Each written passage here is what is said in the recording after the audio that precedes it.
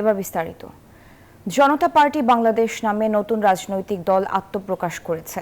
দলটির চেয়ারম্যান চিত্রনায়ক ইলিয়াস কাঞ্চন, মহাসচিব হলেন বিএনপির সাবেক ভাইস চেয়ারম্যান শওকত মাহমুদ। শুক্রবার সকালে রাজধানীর একটি হোটেলে সংবাদ সম্মেলনে নতুন দলের নাম ঘোষণা করা হয়। ইলিয়াস কাঞ্চন বলেন, দেশের জন্য সততার সাথে কাজ করবে নতুন রাজনৈতিক দল জনতা পার্টি বাংলাদেশ।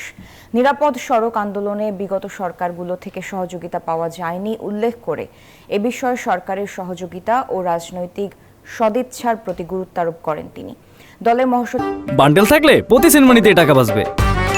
বিকাশ সেনমানি বান্ডেল কিনে জিতুন প্রতি লেনদেনে। সচিব শওকত মাহমুদ বলেন, উদার গণতন্ত্রে বিশ্বাসী একটি মধ্যপন্থী দল হবে জনতা পার্টি।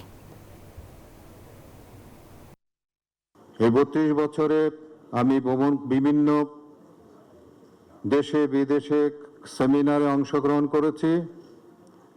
সেই সেমিনারে অংশগ্রহণের মাধ্যমে আমি যেটুকু জানতে পেরেছি সেটি হলো যে সরকারের সহযোগিতা ছাড়া, তাদের সহযোগিতা ছাড়া এটিকে বাস্তবায়ন করা সম্ভব নয়।